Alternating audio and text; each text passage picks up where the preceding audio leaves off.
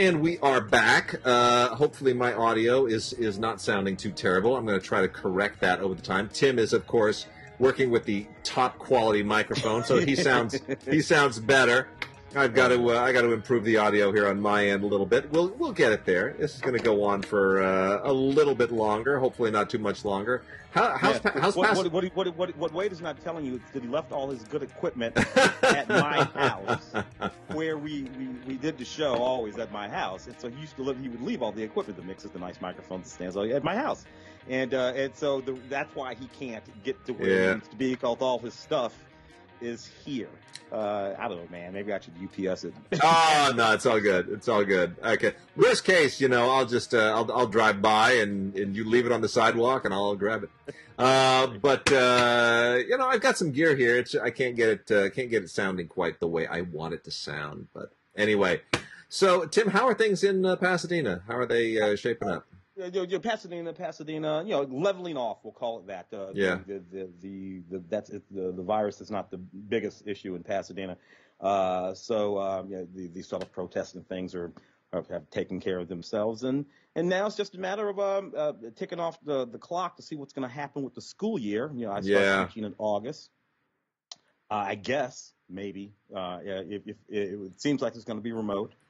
I teach at a university, of course, not a public school, but we've got all kinds of universities doing all kinds of things. Looks like USC is going to be starting off campus, online classes. UCLA, your alma mater, what are they doing over there? I haven't a clue. I do know that for my daughter's schooling, that's going to start distance learning, which does not make a lot of people happy. But we'll see how long it goes. I am hopeful it will not go much past the middle to late September. I think that's my hope is that's come October 1st. Because look, I'm telling you, if they don't get this kind of under control by Halloween, people are not going to stay in on Halloween. Well, I'm pleased that the talk about various different vaccines. That's encouraging. That is encouraging. Yeah. I even applied to get myself into a trial for folks 56 and older. But they rejected me. They said, "Brother, high blood pressure runs in your family, diabetes." So no, bro. Oh dear. I gave it a go. But fortunately, there are a lot of young, brave souls out there that are in fact willing to give it a go. But yeah, no, they wouldn't let me. They wouldn't let me into the trial. I was kind of disappointed. I used to do that all the time when I was in the military. It was a way of getting days off and weeks off and stuff like that. They would come through. They do these trials, even just giving blood, all that kind of stuff. It would just give you time. So I did it all the time. It was completely self-serving. I wasn't being out there at all. I was totally self-serving. But I figured, hey, somebody's got to do it. So what the hell, I'll do it. But it looks like they might possibly pull something off by the end of the year. It would be nice. It would be very astounding. Nice. It would be astounding. And it would be another moment of science winning. Well, Oxford looks like just this morning the preliminary results from the vaccine trial at Oxford is phenomenal. Yeah, they're elated. No negative side effects, no negative repercussions, and it just kicks the immune system into overdrive. So the immune response, T cells building up. This is what vaccines are supposed to do. Yep. So we'll see, but that's what I'm leaning into. I'm leaning into that. The political side of it, whatever. I'm done with all the politics of it. Now I'm just watching the science, and let's see what we get going on. Yeah. When are we going to get some pandemic movies, man? I know who's got something going. I think Michael Bay has got something going. I'll tell you though, I don't think anybody wants to see that. This week, I don't. I'll tell you, this week on Film Week, I watched a Film Week movie. I did not even know what to expect. Just so everyone knows, when you do Film Week, you get a big old list of movies, and now it's just like a list of movies and a list of links, and you just check those suckers off. I'm not reading synopses. I don't know if it's a doc. I don't know what it is. For all I know, it could be pornography. I don't know. I don't care. Just give me my list. And saw this thing, Fisherman's Friends. Like, whatever. Fisherman's Friends. Go. Honestly, it was a delight. This is a Sam Goldwyn film. that is right in that British working class hero pocket that you get with the Full Monty and Brassed Off and Calendar Girls and Billy Elliot. It's one of those. Mm-hmm. It's the true story, or based on the true story, of a bunch of Cornish fishermen who a few years ago were pulled out of obscurity by a record exec, and they released an album of all of these old maritime shanties. And 10 guys who just sing this like, off to sea, and they released an album, and it was one of the great, it was like the top selling folk album of all time. That's fantastic. Bunch of Cornish fishermen. It's fantastic. Anyway, it's a fun movie. It's a fun movie. I was like, movie. It's not a doc. It's a movie. No, it's a movie. It's a romantic comedy, and it's great. And you got all these just wonderful, gritty, working class guys, and we've seen them all. You know all of these actors. They're all British and Irish actors, and they just have those. They're fishermen, man. It's great. It's just so much fun. So, Fisherman's Friends. We'll cover that on the podcast, I'm sure, in about 6 months. Yeah. Anyway, so we're going to start off. I'm going to roll through some PBS stuff. Got a ton of great PBS docs. This is really good pandemic viewing. I got to tell you, here's what I do with this stuff. If it's a narrative film, you feel like you have to make a commitment. If it's a PBS doc, like Remarkable Rabbits from Nature, I don't need to watch this pay full attention all the way through. It's got rabbits. It's about how many different types of rabbits there are in the world? Dozens and dozens, like over 100 different kinds of rabbits. It's crazy. I had no idea. Anyway, you can pay kind of half attention to this if you're cooking, if you're doing something else. It's a whole lot of fun. And rabbits, love-hate relationship, I'll be honest, but it kind of depends. Like a friend of mine, she had a rabbit once. Big, fat rabbit that just sat in its cage and just lay around all day long and just ate food. You do not dare pet that thing. It was about a 30-pound rabbit, and if you tried to pet it, it would bite you. Now, you think, rabbits can't bite. Oh, yeah? Oh, yeah? Oh, yeah, they can. Those teeth that gnaw through carrots? Yeah. Yeah, that hurts. Yeah, that hurts. When you start thinking about rabbit stew. Yeah, exactly. So, anyway... this is from the CBC, Canadian Broadcasting Corporation. They did this in conjunction with 13, WNAT 13. And Installment of Nature, Remarkable Rabbits, more fun than I ever could possibly have imagined a documentary about rabbits. From Nova, The Truth About Fat. So this is kind of, we know a little bit about this. Fat was maligned for a long time, and then we discover, sugar's the enemy, not fat. So, but that said, fat is really, really interesting, how the body metabolizes it.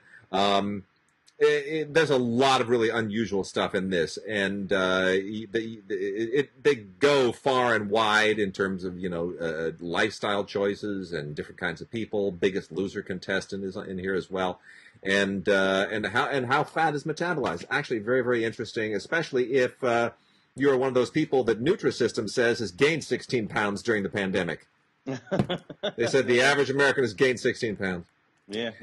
I have deliberately made sure that did not happen to me. Another installment of Nova, Cuba's Cancer Hope, and then an installment of Nature, Cuba's Wild Revolution. These go hand in hand. One is Nova, one is Nature. And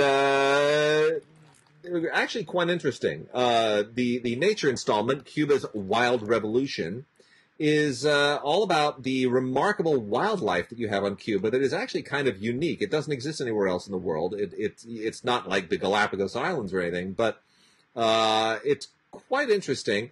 And it talks specifically about how the unintended consequences of the embargo is that there has been no sort of economic contamination of the island by tourists and imports and exports that would necessarily... So as a result, even though the people are impoverished, nature has been thriving. So that's interesting. And then Cuba's Cancer Hope basically addresses the therapies that they're doing in Cuba to address the cancer problem in Cuba. It's a huge problem in Cuba. Because they still smoke relentlessly. Relentlessly. It's a big industry there. Tobacco's like a giant part of the economy. So Anyway, there are, despite the fact that it is an impoverished nation and that they have absolutely horrible health care, they do have some advanced therapies, and there's some interesting stuff that they've been doing very specific to Cuba. Then we've got on the, I'll hold that off just for a second, Expedition with Steve Backshall, Season 1. So this is just travel stuff. Steve Backshall is a wonderful, wonderful host who takes you to all kinds of fascinating places. Oman, you go to Oman, you go to Greenland, you go to visit Mayan ruins in Mexico, you go to Bhutan, whitewater rafting in Bhutan. It's really fascinating.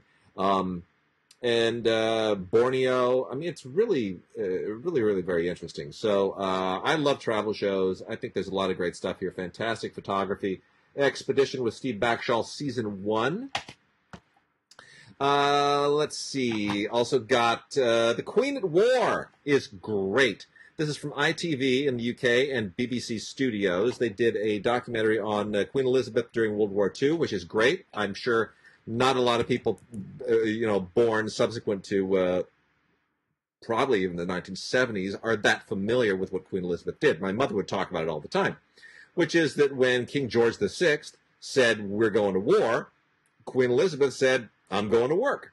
And, she went to work and working on airplanes and everything else. And it's pretty great. I mean, she was, this is why she's such a beloved queen, is that she really put in her time during the war. So this is all about that great archival footage. It's fantastic. The true story of Queen Elizabeth's experiences in World War II.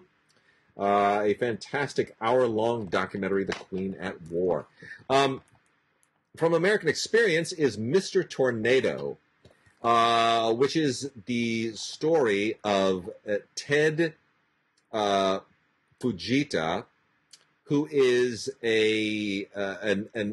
who did the most extensive study of aerial tornado activity in history to try and figure out how basically you could save lives ultimately by predicting it, managing it, whatever.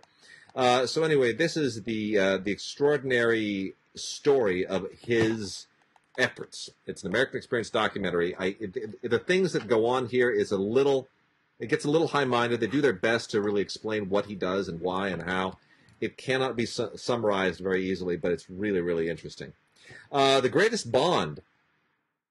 Tagline is Transformed Through Love. This is about... Oh, boy, how do you put this? So this is about the bond between I guess here's the easiest way to just summarize it. This is about the bond between wounded warriors, soldiers, war veterans, and service dogs. And how the dogs actually play a role in combating PTSD and other conditions that are associated with war, and certainly, obviously, those who have physical injuries.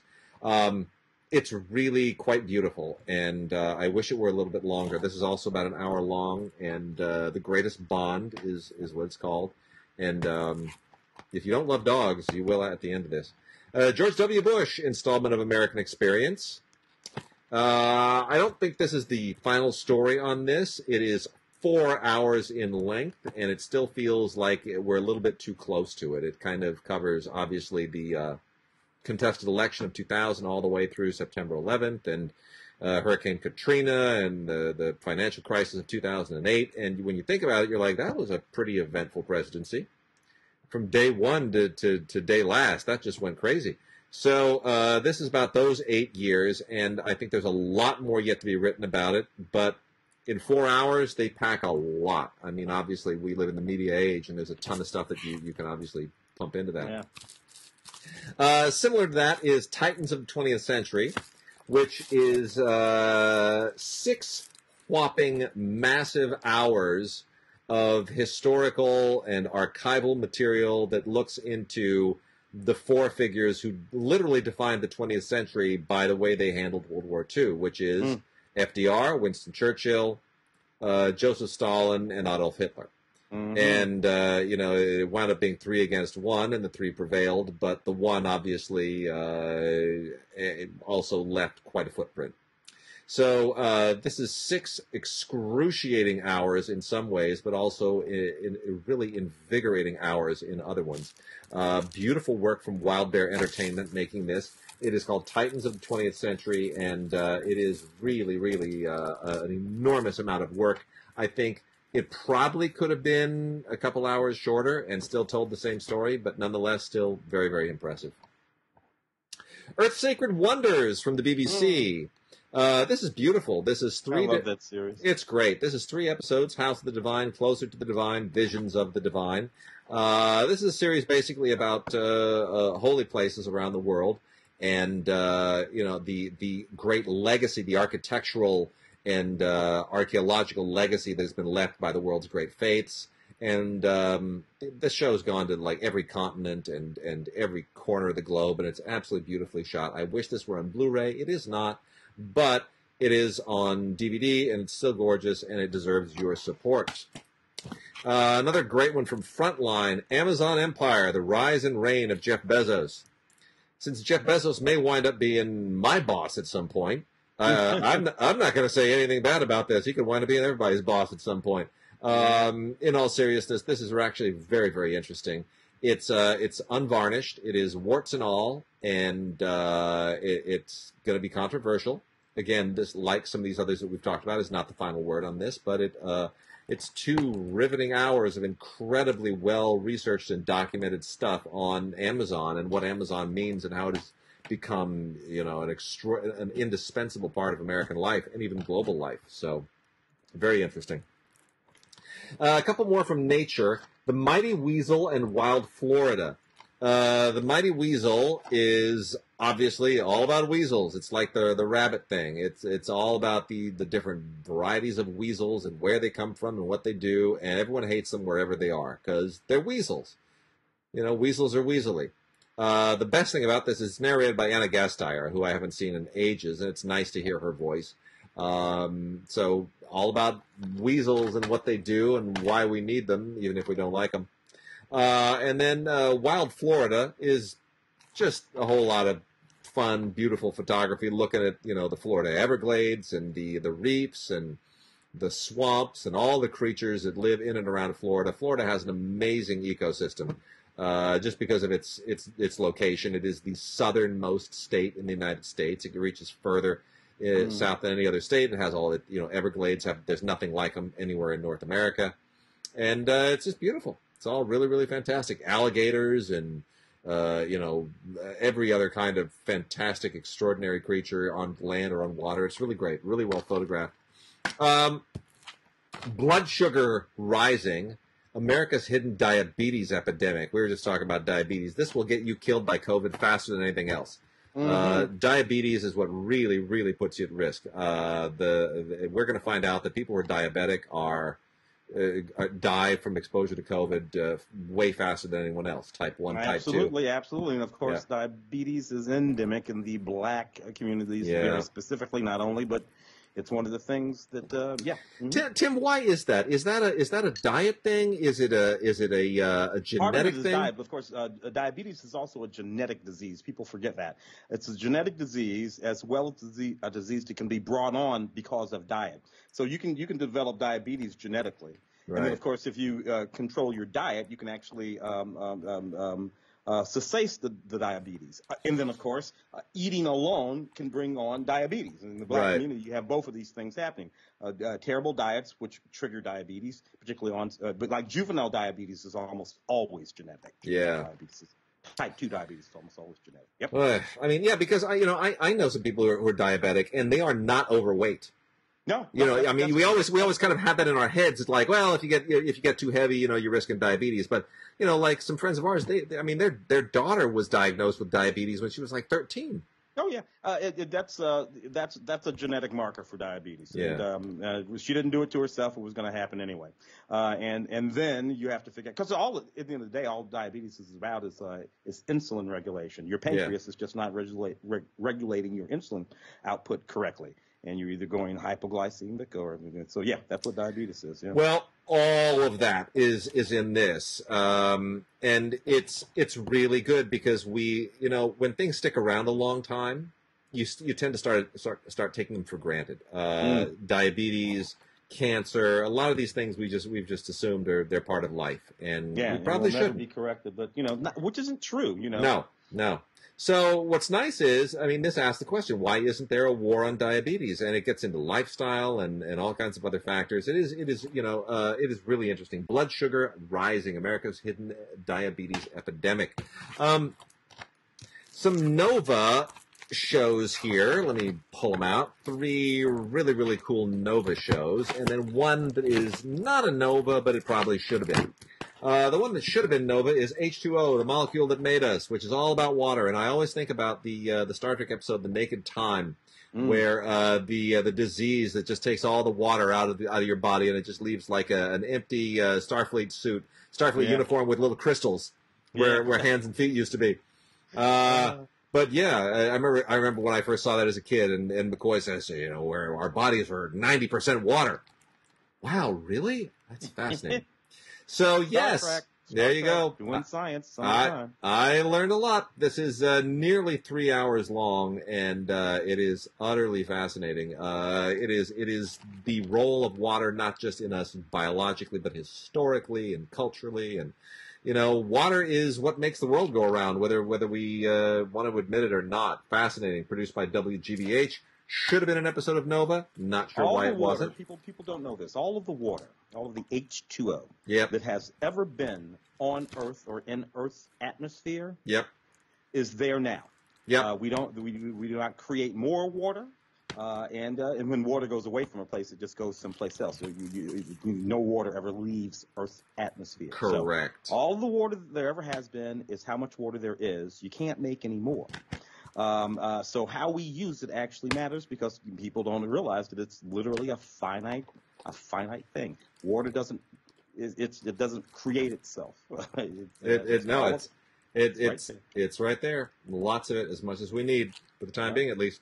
From Nova, Cat and Dog Tales, which is it's fluffy. It's 2 hours of basically cute cats and cute dogs and fun stories about them that occasionally verge on science, but otherwise you're pretty much watching this just because they got a lot of cute pets on it. There's also an episode of Nova called Polar Extremes, where you go along with this paleontologist through all of the geologic and the geographical extremes that the poles facilitate on the planet. And of course, you get into Arctic and Antarctic warming and all of the stuff that related to climate change, and all of that is enfolded in this geologic history. Very, very interesting. Doesn't really come to a conclusion about where we're going in the future, but it is quite informative, and it will give you a lot of big words that you can lace into your conversations with people. The last Nova is called Mysteries of Sleep. Tim and I have a common malady, which is that we don't really like going to sleep because we feel we'll be missing out on something that's happening on the other side of the globe. Yeah, sleep is for suckers. and that, I don't know if anybody remembers when there was that terrorist siege of a school in Russia years ago. But I was elated at the fact that I had television on at about 2:30 in the morning when that broke. And I remember this great feeling of pride that I had, thinking, I'll bet I'm the only person in North America that knows that just this happened. I was like, I'll bet I'm the first person all over this. And I wasn't thinking that I'm watching a news station where there are probably a couple thousand people working at the news station who are, of course, in on it as well. Anyway. Of ordinary folk, it was you and me, baby. Here's the thing. Sleep is important, whether you want to admit it or not. I do try now that I have a daughter who is has an exhausting amount of energy. You want to kind of time your sleep because, for example, I was up late last night. I was doing a lot of writing and other things. I was up till about 2:30. I was watching movies for Film Week, which is what you do on Film Week. You're crunching things. And then this morning, I have a 7-year-old shaking me. Wake up! Wake up! Wake up! What is it? What is it? What is it? What's your favorite Pixar short? That's what I wake up to. That's what I wake up to now. Really? You shook me out of my deep sleep. By the way, let me just say one more thing about sleep, Tim. This is the weirdest thing. Tell me if this has ever happened to you. I had a dream the other night.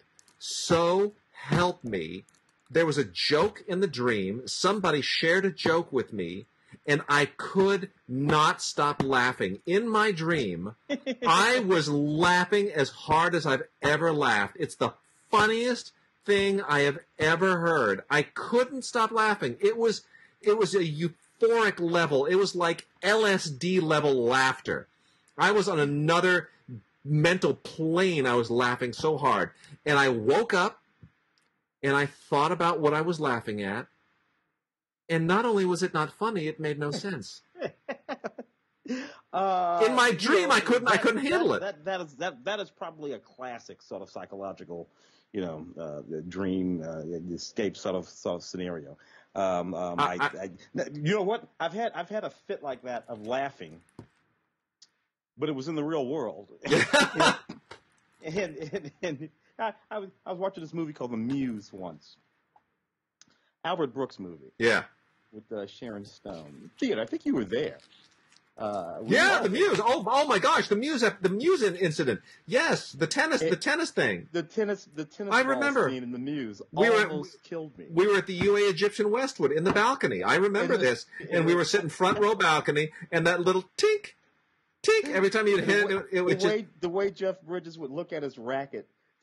Yeah, because he kept hitting it right into the tape, as Albert Brooks is talking to him. And the scene is just as funny. And Albert Brooks never gets the ball, never makes it over the tape. And at a certain point, Albert Brooks just says, "I'm going to go take a piss," and he leaves. And I remember you were inconsolable. You were in tears. You were laughing so hard. I just thought that was Albert Brooks. I don't know. Anyway, that was just fantastic.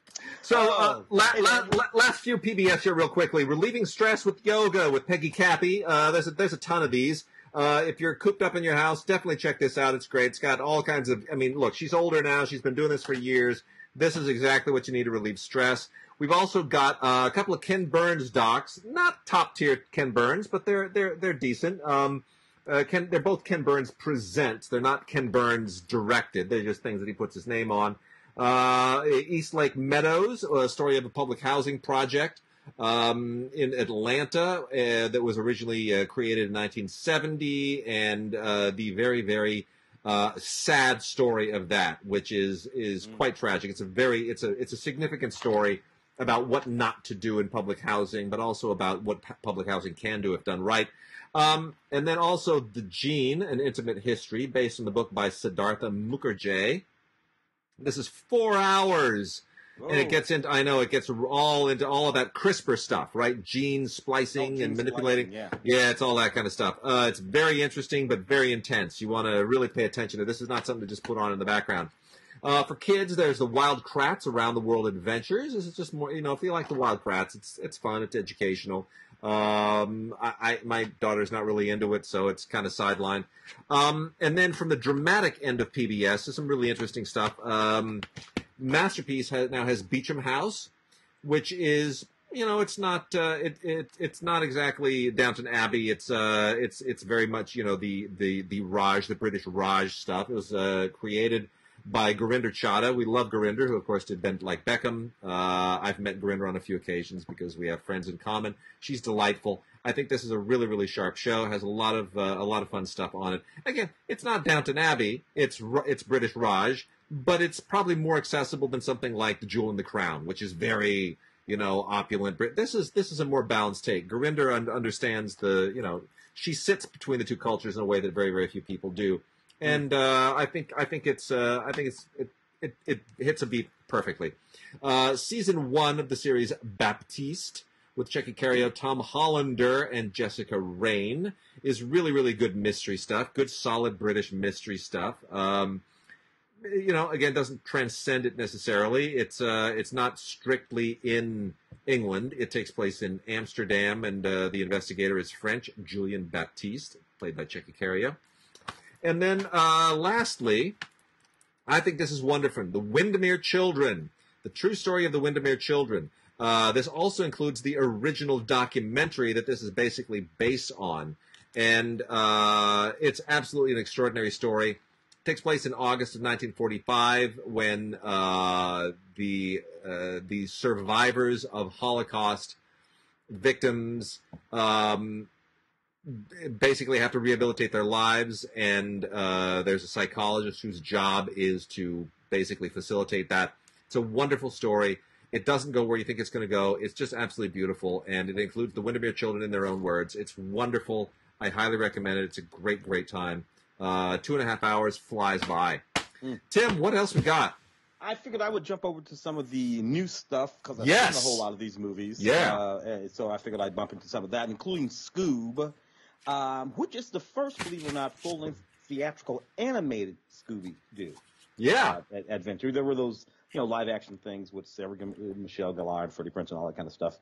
I don't know, whatever, in the early 2000s, late 90s. But this is, believe it or not, the first, which I thought was kind of interesting. It's on 4K. It's on 4K. Yeah, it's gorgeous. 4K. You'll have to tell me what it looks like. Yeah, it's fantastically gorgeous. I can't say the movie is, but yeah. Well, the movie. So anyway, this is supposed to be the sort of origin story of Scooby and Shaggy, how they meet when he's a puppy and all this kind of stuff. Look, I've always had a problem with anthropomorphication. I know. I just said it's been my entire. But look, if you are gonna do a talking dog, just let the dog talk, for Christ's sake. What's this sort of mumble mouth crap that Scooby-Doo is doing? In any case, the thing about this little movie is that they don't do any of the things that ordinarily happen in a Scooby-Doo story because they're really busy, engaged in this whole sort of origin story thing. So it's not that much fun. And then there's a ghost and all this kind of stuff, except that it's actually a ghost. And in the Scooby-Doo stories, it was never actually a ghost. It was like some dude in a ghost suit pretending to be a ghost. It was Mr. Johnson down at the bank who did that. Yeah, it's there's too much fan service for they're trying to create a universe of Hanna-Barbera characters, and they're trying to weave a little bit too much into this. It's a little bit there are other Hanna-Barbera characters that find their way in, and it's a little bit annoying. But anyway, a hell of a lot of voice talent: Will Forte, Mark Wahlberg, Jason, Gina Rodriguez, Zac Efron, Amanda Seyfried, Ken Jeong, Tracy Morgan. So they really brought out the heavy hitters in terms of that voice talent. But yeah, that story was not anything on there. I suppose they probably got some interviews. Oh yeah, it's I mean, basically you're getting it for the 4K if anything, but otherwise it's got bloopers and some deleted scenes and a little instructional video on how to draw Scooby-Doo, as if that will ever come in handy for your child. What are you gonna do? I don't know. A movie that I reviewed on film we call Burden.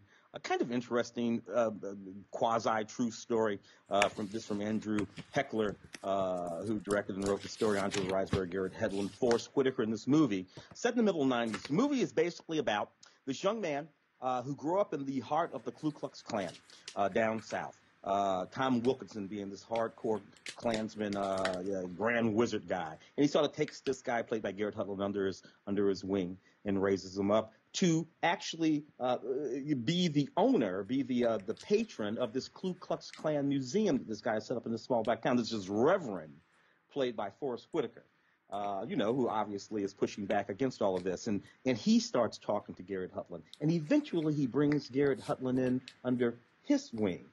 The irony is, because Garrett is the actual owner, has the deed to that Ku Klux Klan museum, he gives it to the good Reverend. Ah. So the good black Reverend over there becomes the sole proprietor of the Ku Klux Klan museum. Obviously, a lot of people are kind of pissy about that. So it's one of these stories. You kind of see it all coming. Look, I suppose these movies have a certain sort of value, particularly in the context of things that are going on in society today. But it is a little weird to me that Hollywood somehow bends over backwards to tell these particular kinds of stories. This movie should be about Forrest Whitaker, about the Reverend, but it's not. It's about the Ku Klux Klan guy. How's Usher? How's Usher in it? Usher's actually pretty good in a straight dramatic role. Yeah, that he's playing this guy who's sort of can sort of see this guy for what he thinks he might be, as he's involved with the Reverend's good daughter there. So, not bad. And again, not a bad movie. It's just that if you're going to make this movie, choosing for exactly who the movie should be about, you chose the wrong guy to make the movie about. Anything decent on that? A featurette and nothing else. Yeah, that's it. Good enough. Maybe explain it all a little bit, I suppose. Stray Dolls was a movie that I had a chance to review on Film Week as well. You know what? This movie was kind of okay. I cannot pronounce the director's name. She's a young Indian director, Shojul Sinha, I think is her name. Yeah, I'm not gonna risk that one, but yeah. It's in there someplace. Olivia DeJonge, Cynthia Nixon in the movie. Basically, the movie's about this young Indian woman is brought to the United States illegally. She goes to work in this motel where she meets Cynthia Nixon, who's playing this real sort of Russian mob type chick, you know, really doing the accent and everything. And what this really is, of course, is one of those situations of where she's basically being brought into a sort of slavery situation. We're going to take care of you. You're going to work in the hotel. You're going to do what we tell you to do, including some things you may or may not want to do, but you're going to be paying off your debt. And if you don't do it, then we're going to do something bad to your people back in India. And you know, she has this roommate who's this like sassy chick who's knows all the moves and all the right stuff, and they decide to rob Cynthia Nixon's son. Drug dealer. And you know, exactly. So you end up with this sort of quasi Thelma and Louise-ish sort of movie.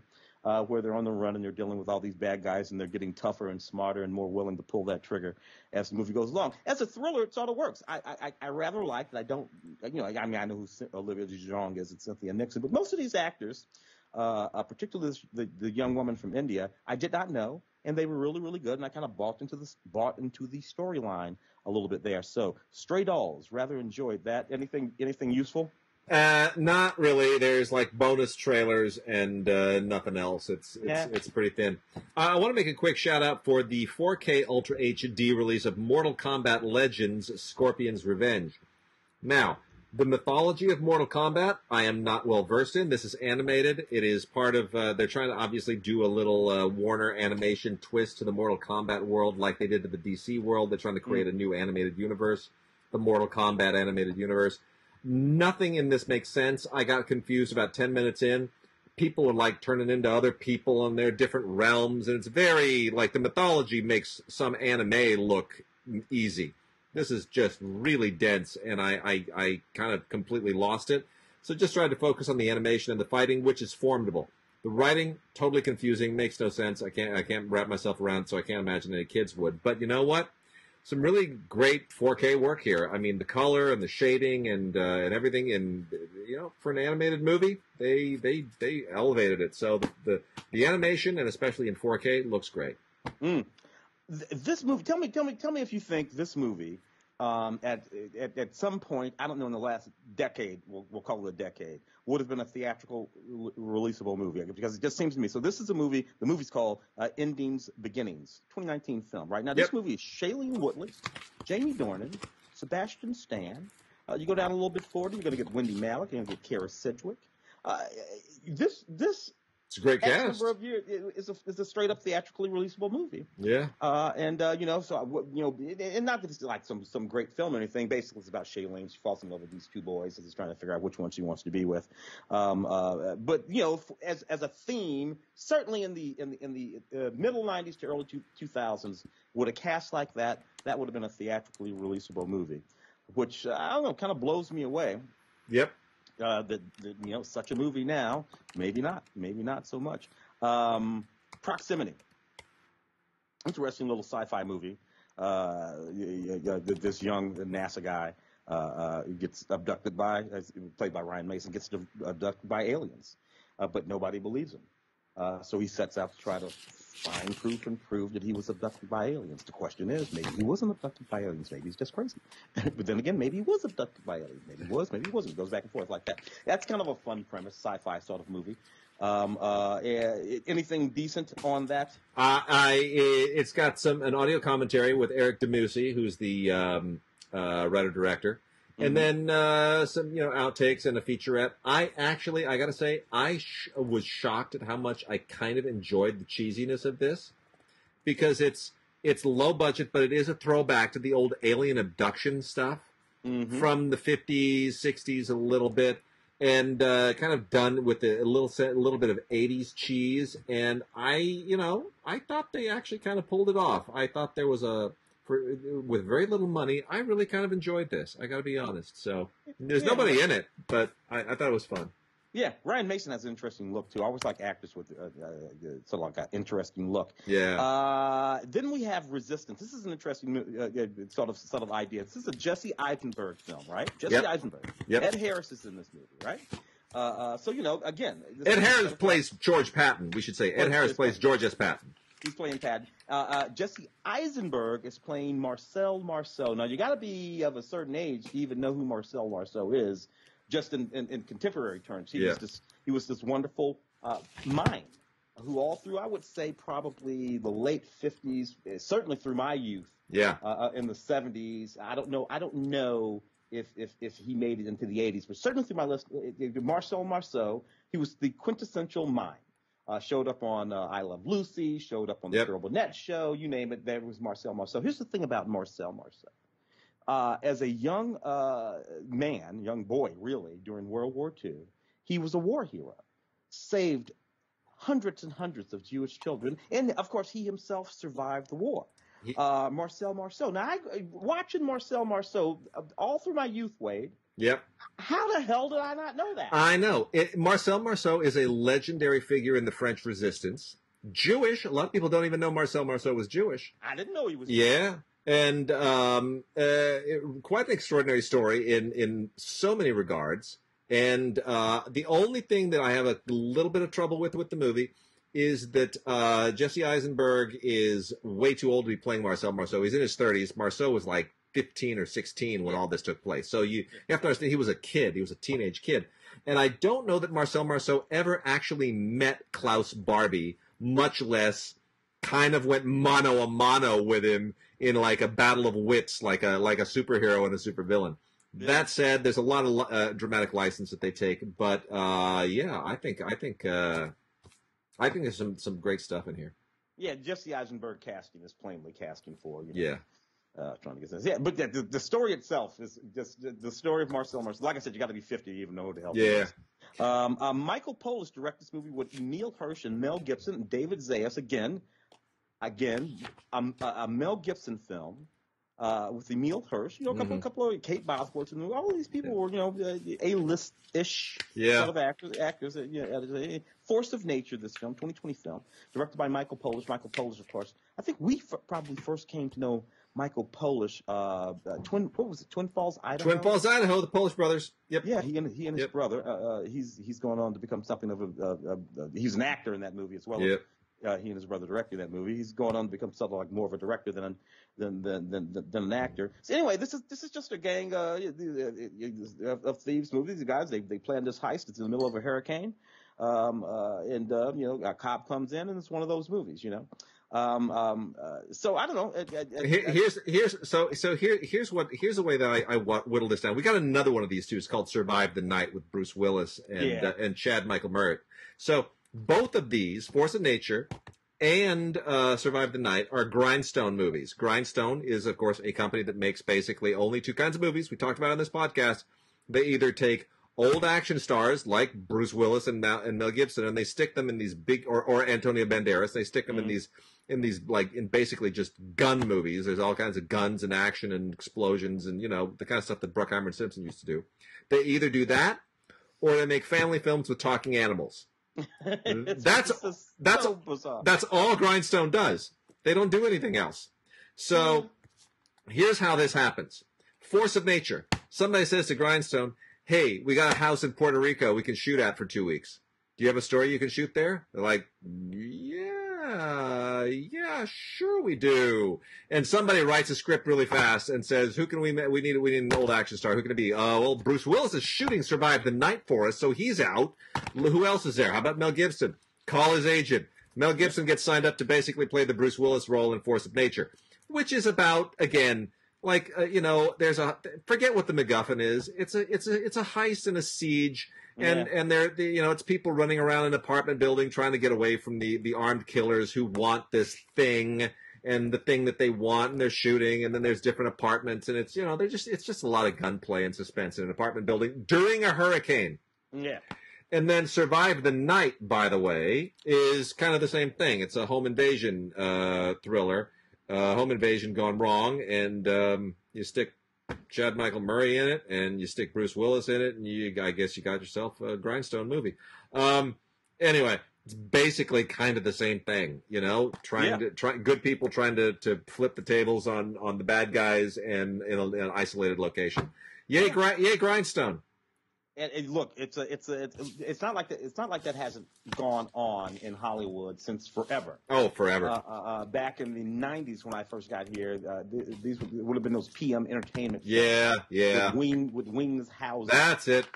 There it is. Kind of stuff, and Peter Major would knock off 2 or 3 of those. I was going to put a real quick shout out for Torpedo U-235.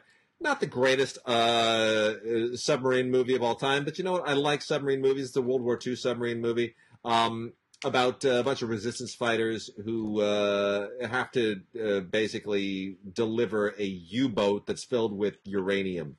It's a little bit far-fetched if you know the actual history of all of these things. But you know what? It's they're basically, look, they're trying to bring a U-boat filled with uranium across the Atlantic. It's preposterous, but you know what? It's not terrible considering what they're working with. It's okay. It's okay. So you might want to give that a look. It's an interesting thing to look at now that you have Greyhound with Tom Hanks on Apple Plus, which is of course based on the actual Greyhound event of a convoy that was attacked by U-boats at a certain point during World War II. So there's an interesting little contrast between the two. So give it a look. It's foreign made. This is a Dutch movie, but as far as little World War II naval action things go, if you're watching Greyhound, chase it up with Torpedo U-235. Yeah, sounds like a good combo there. Yeah. St. Francis was the movie that I also saw for the show. Sort of an interesting little movie. It's about this 30-something young woman who finds herself knocked up by a younger man. She wants to be a writer, but she really hasn't done anything to actually become a writer. She's sort of just cynical and she gets a job as a nanny, and she's a terrible, terrible nanny. But she does strike up something of a relationship with a little 6-year-old who she's in charge of, who's just one of those sort of precocious, way brighter than any 6-year-old actually ever is, obstinate little kids who has pearls of wisdom for this much older than her anyway, a young woman, about how she needs to get her life together. So it's just one of those sort of movies. It's all made up and kind of goofy. Nobody's particularly in it. Kelly O'Sullivan plays the lead in it. It is, nevertheless, because of her charm and wry wit, kind of a funny little movie about absolutely nothing. Anything decent on that? Absolutely nothing of great value. There's an audio commentary by Alex Thompson, the director, and then the screenwriter star Kelly O'Sullivan and their cinematographer. That's about the extent of it. Extended scenes, deleted scenes, blooper reel, not that interesting. 4 kids and it. The it would be a little sort of, I don't know, alien or a little monster anyway. Yep. And Tim, you know who made this? Who? Grindstone. The opposite. Yeah, like I said, talking animal movies. It's talking animal movies. So there you go. This one can grant wishes to these kids. Yeah. And, look, Matthew Good is in this film. Paula Patton is in this film. Mm-hmm. Again, Michael Caine is in this film. His voice is. Yeah.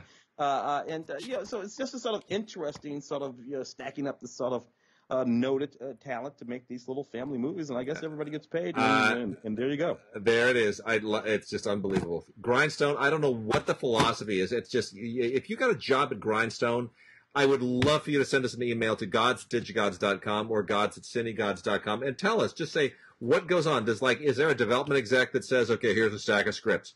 Anything that goes in the action pile, put over here. Anything in the talking animal pile, put it over here. If it doesn't go in one of those two, throw it out. We don't do it. We're not doing it. Read it. Not even gonna read it. There it is. I think that's about everything I've got over here. All right. For new business. I got a couple more here that I just want to add to the mix. I got a couple little kind of low budgety jobs called Debt Collectors and Bull. Both of these are Sam Goldwyn titles. Debt Collectors, and I got another Sammy Goldwyn title here, which is a foreign one. But Debt Collectors is a pretty decent low budget crime thriller. that centers on people who don't normally get treated in movies, which are debt collectors who kind of get on the wrong side of this organized crime figure. It's not absolutely terrible. It's got you know what, it's got pretty decent action and some decent acting, and Louis Mandylor, who's kind of aged into some interesting parts, does a better job here than I've seen him do in a long time. I like an older Louis Mandylor. Bull is a really, really interesting film.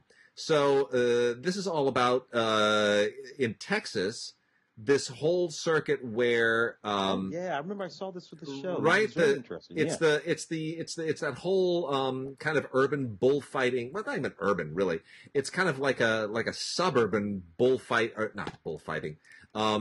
Bull riding. Bull riding. Thank you. It's a bull riding thing that kind of, you know, you think that these things happen in only Wyoming or out in the middle of nowhere in just rural America, but they don't. You know, you can be a rodeo rider and a bull rider, and you can be breaking broncos and doing all of that, and still live in the city and work in the city. And when you get into places like Texas, where there's this urban suburban interface that's a little bit fuzzy, it's very, very easy for that to take place. So this is all about you know, how that happens. There's this teenager whose mom has gone to prison, and it's you know, getting involved in the rodeo circuit, and how that sort of is you know, an outlet for troubled youths and whatnot. It's got a lot of good stuff in it. Check it out. It's called Bull, and I'm not a big rodeo fan, but there's some really, really good photography in this and that. And then the last one I'm going to make mention here is Attraction 2, Invasion. I never saw an Attraction 1. I didn't even know there was an Attraction 1. But apparently there was. And it was all about an alien spacecraft and a crash and whatnot. And now we've got the sequel to it, and there's more fighting of the aliens, and it just doesn't make any sense, and people have powers, and I don't really understand it. It feels a little X-Men-y, but it's decently done. The special effects are impressive, and you know, the alien world that it creates. These are all high-end special effects people who did this, so they obviously are using everything at their disposal to really give you a lot of visual sizzle. So don't expect the screenplay to make a whole lot of sense. It definitely doesn't, but these guys have a lot of special effects, firepower at their disposal, and they really they give it to you. They really lay into it. So let's see. Why don't we, in the few minutes that we have left, Tim, let me. I want to touch on some music, and then maybe we can get to some classic movies and stuff. Top of the list on the music stuff, because we talked some weeks ago about the Michael Hutchence documentary. And which is so good and so tragic, his traumatic brain injury and how that contributed to his suicide. Now you can add one of the all-time great INXS concerts to that. This is INXS Live Baby Live at Wembley Stadium. This was recorded in 1991, and there were nearly 74,000 people there in July, and it's just an epic concert. And I know right now with COVID lockdown, it's hard to kind of, you know, imagine there was such a world once upon a time where you could put 74,000 people in a stadium to enjoy a concert. But wow, is this impressive! It is. You're reminded of what a great performer he was, what a great singer he was, and what a great band INXS was. Really, really sharp. All of their hits are here. It's really, really impressive, and it's a great watch. And they remastered this for Dolby Atmos audio. It just kicks it. If you have a great system, this will just be off the hook. It's on Blu-ray. Really, really good. INXS Live Baby Live at Wembley Stadium. And then a few from the classical people over at Naxos. On the opera end of things, Mozart's Die Zauberflöte. From Glyndebourne, the Glyndebourne Chorus and the Orchestra of the Age of Enlightenment is quite lovely and nicely staged. We also have Arthur Pita directing and choreographing The Mother, which is with the music of Frank Moon and Dave Price. This is basically a dance production. I don't want to call it a ballet. It's like a modern dance production. It's very interesting. Not exactly my kind of thing, but if you're familiar with the talent involved, it will certainly be engaging to you. There is also from the Munich Philharmonic, Mahler's Symphony No. 2, directed by Gustavo Dudamel, who we know very well here in L.A. Really wonderful. Mahler's Resurrection Symphony is a powerhouse. A lot of people hate it. I have friends who perform in orchestras who can't stand performing it, but you know what? Too bad. It is what it is. It's your job. Don't like it? Do it. Perform it anyway. Thomas Larcher's Das Jagdgewehr, The Hunting Gun, based on the novel by Yasushi Inoue. This is a really interesting staging. I mean, you're talking about, basically East-West, a Japanese novelist and a Western production. Very nicely put together. Not necessarily my speed, but it's got songs sung in German and English and Korean and Japanese. It's a real kind of interesting global production. Speaking of Korean, the extraordinary Yo-Yo Ma and the Bach Project Cello Suites by Johann Sebastian Bach from the Odeon of Herodotus Atticus in Athens. Beautifully, beautifully photographed. Right out there in all this classic Athenian ruins. Yo-Yo Ma just going through the cello suites of Bach. It's really beautiful to listen to and to look at. This was done just a year ago in June of 2019. Live in Athens. It's absolutely gorgeous. All of that is on Blu-ray. The last two here are only on DVD. Beethoven's Ninth Symphony for the World. This is a documentary all about Beethoven's Ninth, and it goes all over the world to sort of tell you the story of how it has been performed and why people care and how it just resonates in every culture around the world, from Asia to Africa to South America to North America and Europe. The world loves this symphony, and this goes to great lengths to try to figure out why that is. And then lastly is Stravinsky's The Rake's Progress, conducted by Barbara Hannigan, and for the Gothenburg Symphony Orchestra. This is a documentary. More than a performance. It is about it's about how the Rake's Progress was put together, how Barbara Hannigan tackled her debut as an opera conductor, and it takes you all the way through the creative process in a really, really almost excruciating way. It's exhausting. It will make you never want to go into classical music for a career because it just requires so much work and rehearsal and trial and error. It is just an absolutely hellacious process, but the payoff is wonderful. So, if you make the cut, it sure is. All right, let's see. Why don't we, in the little time that we got about 15 minutes left, talk about some classic movies, I guess. Should we hit these Criterions? Sure, let's do that. Let's do the Criterions. So the first one here is Come and See, the extraordinary Elem Klimov war film, or anti-war film, from 1985. This is basically a Russian film, but it's in Belarusian, Russian, and German. And it's 2.5 hours of just some of the best filmmaking you will ever see. Klimov didn't really make any other films that rose to this level. It was extremely restricted by the Soviet censors at the time. It took him 7 years to even get the script approved, and it is just an absolutely indelible film. Has a ton of extras on it. This is on Blu-ray, of course. All the Criterions are on Blu-ray. What an amazing film this is. And then it also has Flaming Memory, which is a documentary series by Victor Dashuk, which has all kinds of first-hand accounts of from World War II of what happened in Belarus in what is depicted in this film. Really great. Come and See by Elem Klimov, one of the great all-time war films. You've got to own it. Yeah. Tim, War of the Worlds. Let's talk for a second about War of the Worlds. Which War of the Worlds are they touting here? The original 1953 War of the Worlds. Gene Barry. Yeah. This is I have not seen this since I was a kid. Oh, I've seen it many times. It's actually my, other than the Orson Welles radio program, it's my favorite incarnation of the War of the Worlds, including that Spielberg thing. Yeah. I don't even know why they call that War of the Worlds. This would be my favorite one. The thing that I love most about this is the way it's sort of all laid out. But ultimately, when the Martians arrive, Yeah. those big sort of I don't know if that was Technicolor or what, but with the color, the red, blue, green with the Yeah. eyes, it was just absolutely extraordinary. And Riveting. what I really love is Gene Barry's voice narration. So good, right? Over the arc of that movie. It's just all fantastic. Yeah, War of the Worlds, it holds up shockingly well. I mean, I remember thinking it was a little cheesy at the time, but somehow it's sort of, it's aged well, and I'm glad to see there's a Criterion Blu-ray of it. This thing's loaded with extras. Tons and tons of stuff on the special effects and the sound effects. There's an interview with George Powell, the producer from 1970. There's a 2005 documentary about the making of the film. It's really, really wonderful.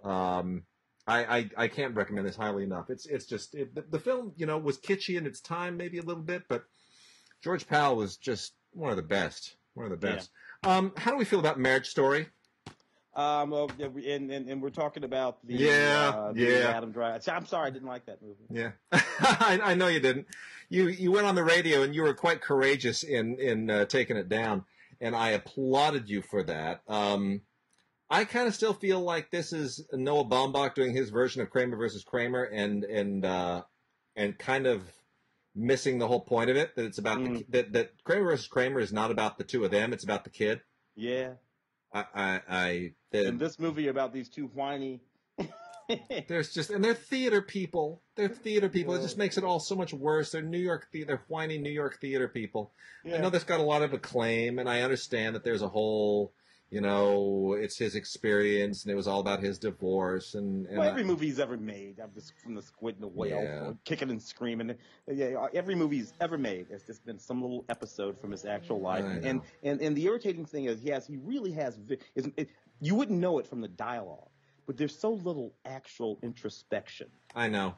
On the part of Noah, it sounds like he's introspective, but he's not remote. No. Which is why you have all these whiny people living in these worlds, these rarefied worlds, where even a divorce becomes this sort of wacky sitcom kind of thing. It's so good. Anyway, not a big fan. Lots of extras on here too. We're not fans, but it is. It just did go straight to Criterion, so you got to applaud him for that. The Lady Eve by Preston Sturges has been on Criterion before. It is on Blu-ray now from Criterion. Has all the same great extras and more. It is just absolutely wonderful. Preston Sturges can do no wrong. One of the all-time greats. This is a delightful film. Henry Fonda and Barbara Stanwyck at their level best. It is one of the great all-time screwball comedies. There's just no reason to even mince words. 94 minutes blows by. You wonder why any movie would ever need to be longer than 94 minutes. It's just absolutely perfect. Yeah. And I particularly love this conversation that they have with Preston Sturges' biographer and his son and biographer, Tom Sturges, along with Peter Bogdanovich, James L. Brooks, and Ron Shelton. And it also includes Kenneth Turan and Leonard Maltin, our good colleagues, who are a part of it. By the way, if my speech is a little slurred, I should be honest. I should have taken them out. I'm doing Invisalign as long as I'm quarantined.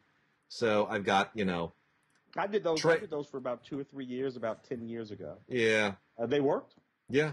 But they did make me sound ridiculous on television. I do need to remove these when I do shows in the future. But in any case, as long as I'm cooped up in my house, I might as well get my teeth straight. Figure, why not, But anyway, The Lady Eve, just absolutely beautiful. And then the last Criterion is Taste of Cherry by the late Abbas Kiarostami. Abbas Kiarostami, who I think we lost a couple of years ago. We did. It was about a year and a half ago, I think it was. Year before last. But such a beautiful film, one of the seminal films of the Iranian New Wave from 1997. And this comes from a 4K digital restoration. And it has a kind of the original sketch film in it that he made with his son, along with interviews, and it's absolutely beautiful. One of the that moment when Iranian films were all poetic and commenting on things that they shouldn't have been commenting on, and the censors, of course, didn't necessarily realize it. This deals with suicide and all kinds of other taboo subjects that find their way into the film, just because he was the artist that he was. It's beautiful. It's a wonderful film, beautifully shot. Great, Yeah. great He managed. Blu-ray. I mean, he managed to do good work for nearly 20 years. Like I said, we lost him a couple of years ago. But he certified copy, like Someone in Love. I mean, these later period films of his Yeah. continued. He just really never. Anyway, yeah, man, fantastic work. We also have from the F.W. Murnau collection. Kino has released 5 films from the F.W. Murnau collection. Again, these are not all Murnau films; they are simply from the Murnau collection, from the German society, the Murnau Society, that basically cares for and restores these films. They include Murnau's own Tartuffe with Emil Jannings, which is one of his legendary great films. Has a terrific commentary by film historian Troy Howarth on it. And this has both the restored German release with the Robert Israel score, as well as the U.S. release with the music by Giuseppe Becche. So they're substantially different. There's a 6-minute difference between the two, but they're also different cuts. So you get both of them on this for those who might have been concerned otherwise. You get Leni Riefenstahl in The Great Leap. This is not a Leni Riefenstahl directed film. This is Leni Riefenstahl doing her mountain climbing, mountaineering stuff, right? She was quite the actress, particularly quite the adventure actress. She did all her own stunts. She did. Jumping from ice floats and all that kind of stuff. She was kind of an action star, wasn't she? Yeah, intrepid, quite Yeah, intrepid. I mean, it's really quite fascinating. A remarkable piece of film history here.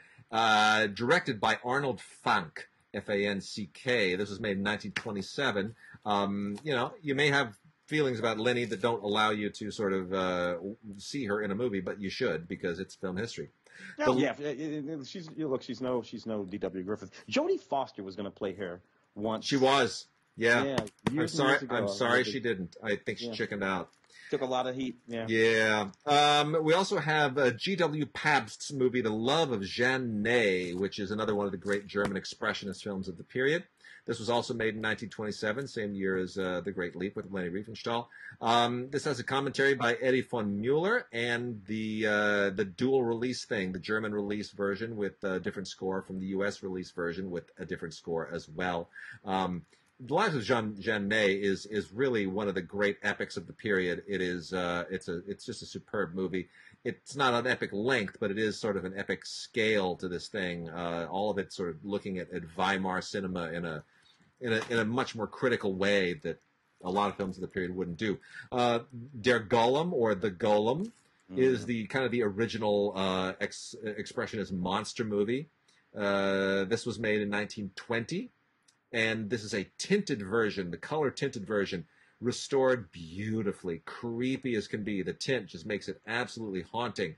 If you don't know the story of the Golem, it's sort of an ancient Jewish Frankenstein story, and it really is it's haunting. It'll just get under your skin, and I'm surprised that they haven't really done another version of this in more recent years.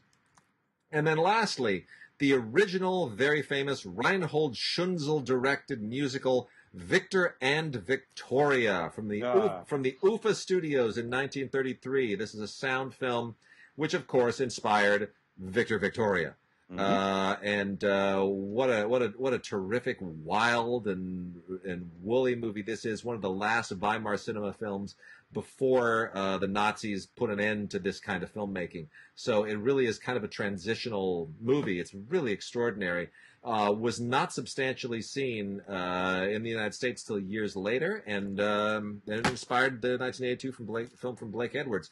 So this has an audio commentary from film historian Galen Studlar, and it is absolutely terrific. You definitely want to listen to that entire audio commentary. It's great. Tim, anything else here that floats your fancy that we haven't gotten to? I think that we touched on just about everything within that realm. I did see over in the docs though that you had Tea with Dames. Yeah. Oh, let's do let's cover a couple of those docs. Tea with Dames. Tea with Dames. Roger Michel. It's a documentary. The Dames are Dame Judi Dench, Eileen Atkins, Joan Plowright, and Maggie Smith. And what I love about this movie, and it's literally I think they go to Joan's house. I think they all show up at Joan's house. Yeah. Joan is the eldest of the group, and the other ones are a little bit more mobile. So they show up there, and they have tea outside, inside, and they talk. They just chat. And they do this all the time. They've done this for years. For years. What I love most about the film, how utterly and completely foul-mouthed everyone is. Oh my God, they're so blue. It's just ridiculous and cutting. Yeah. And they talk about their marriages. They talk about the affairs they had, the affairs that their husbands had, all of it. They really just have nothing to hold back or to hide anymore. And frankly, I don't think that you would have gotten that sort of frankness, that sort of directness out of the equivalent of British cinema men. No, you wouldn't get it. They'd all be boasting and braggarts. Yeah, the men, if we can think about them, but not these women. They're all self-deprecating. They're great. I love listening to Joan Plowright and Eileen Atkins too talk about how not pretty they were. Yeah, and how, frankly, it was good. There's footage in this documentary of Joan Plowright when she's 14 years old, playing like a fairy in some sort of a pantomime. Yeah, from the 1920s or something like that. I just found it absolutely wonderful. Yeah, I did too. I think it's absolutely delightful. It's Roger Michell directed it, and he basically just sat. I don't even know what there was to direct. I mean, I guess cutting in all of the archival footage. But Roger Michell basically sat down with 4 absolutely terrific actresses and just said, "Talk about your lives. Just go for it." And Joan Plowright is losing her hearing, so she's not in great shape here. That's why they're at her place. But Eileen Atkins, Judi Dench, Maggie Smith, Joan Plowright. 4 of the great dames, and they are all dames, literally. They are dames. Yep. I want to make a quick mention of this really, really great doc here, too. Anne Frank Remembered was the 1995 Best Documentary Feature winner. This is finally out on Blu-ray from Sony Pictures Classics. And I don't know why it took so long, but it's absolutely delightful. Very, very deserving Academy Award winner. Narrated by Kenneth Branagh and Glenn Close. And it does a wonderful job of contextualizing the story, taking more than just the diary, but taking photographs and dramatic readings of pages from the diary and more archival material that sort of gives you a fuller picture, a better picture. And it doesn't have to be like the movie, Hollywood dramatized. It really, really does. This is as close as you're going to get to a complete portrait of who Anne Frank was with all the available archival material. It's just an absolutely beautiful film. Finally on Blu-ray again. Anne Frank Remembered, the Academy Award-winning documentary from 1995. Wow. Really good. And let's see. And we've still got a couple of minutes left. So let me... I saw this... I saw on the list this film called Target Philadelphia. Oh, yes. One of the docs, which is a very, very interesting period. A period in history that I remember very specifically. 1985, Philadelphia. There was this movement called MOVE. It's basically sort of black, back to nature group of people who lived in this house in Philadelphia. They were all named Africa. It was fairly cultish. Not exactly a Manson family sort of situation, but because there were lots of children involved. All these Afros, the whole thing. And there was a lot of that at the time. It was just usually white. That's what made this unique. It was black, and it was in the inner city. You push come to make a long story short. When the police moved in on them for a number of different reasons, and they wouldn't come out, the mayor at the time, I believe it was Mayor Wilson Goode, authorized the dropping of what was effectively a bomb on that house. It was meant to be a smoke bomb that came out with smoke, but it nevertheless caught the house on fire and killed 5 of the members of the MOVE. Now, if you want to trace back, because lately we've been talking about the militarization of the police forces, right? When all of the police force started to look like a SWAT team, rather than just the SWAT team looking like a SWAT team. It's kind of around this period.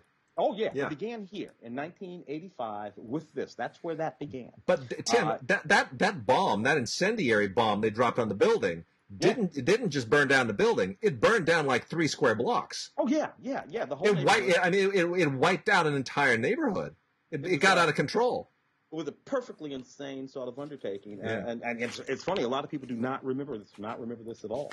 So an interesting doc about a particular period in time that I think sheds light on some of the things that are sort of going on today with respect to the police in various different communities. Very, very true. I'm trying to think if there's, the last thing I want to go out on here. Let's go out on something a little bit a little bit kind of positive for the pandemic. All right. 1990 Academy Award-winning screenplay. The movie is Ghost. And, oh my God! I and- did the junket for Ghost. Oh, what a memory that must be, huh? Oh, Demi Moore was so beautiful; it was insane. She still had that little haircut. Yeah. And Whoopi, and of course Patrick was still with us. You know. Yeah. It was just fantastic. And I remember Bridget and I going to see that movie, and we just fell in love with this movie that had just the right amount of melancholy. Yeah. And humor. It was just a beautifully done movie, and some of Demi Moore's. And Patrick's too, Patrick Swayze. Yeah. Some of their best work on screen. That movie. Just really, really wonderful they were. Well, Bruce Joel Rubin wrote it. That's when he was he won an Oscar for it, and he was very much in a mode with all of these kinds of ghosty stories. He wrote Jacob's Ladder. He wrote Ghost. Obviously, he wrote Falling Down. Was Falling Down? No. That's Eddie Rose Smith. This is Bruce Joel Rubin. Bruce Joel Rubin. He was writing a lot of stuff that was about the world beyond, the supernatural, and parting of the veil and all that kind of stuff. So that he eventually wrote My Life. I think he My Life. That too. Yeah, he did. He did. Michael Keaton and all that. Yeah. Yeah. So anyway, there's a wonderful commentary on here with Jerry Zucker, who directed it, and Bruce Joel Rubin, and a filmmaker focus featurette on Jerry Zucker as well, who of course came out of the Abrams-Zucker spoof movies like Airplane and Kentucky Fried Movie, and really manifest himself as a really terrific mainstream filmmaker with Ghost. This is part of the new Paramount Presents series, comes with a slipcover, and it is a beautifully transferred Blu-ray from 1990. I can't believe it's been 30 years, but what a lovely movie this is. It's still one of the all-time classics. For a certain generation, they just will never forget this. It's been remastered on 4K. It is only on Blu-ray, but it's nice to know that it's been remastered on 4K, because now you can stream it on 4K and release it as a 4K Blu-ray when the time comes. So, I had forgotten that Bruce wrote Deep Impact. Yeah.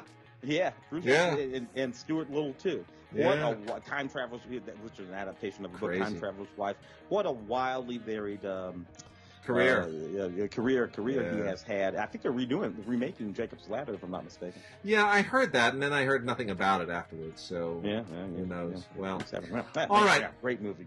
I may have to watch that tonight. Oh, it's delightful. It's just delightful. It's a nice little nostalgic blast from the past. So I'm going to get back to my my film week cramming. I've got a lot still to watch, including the movie Animal Crackers, which, by the way, was produced by our good friends George and Marcus. So that drops on Netflix this Friday. My wife also and Christy. Yeah, my wife had a hand in delivering it to Netflix as well. So keep an eye out for that. And with that, we will. I think we'll try to do another show in about a week and a half or so.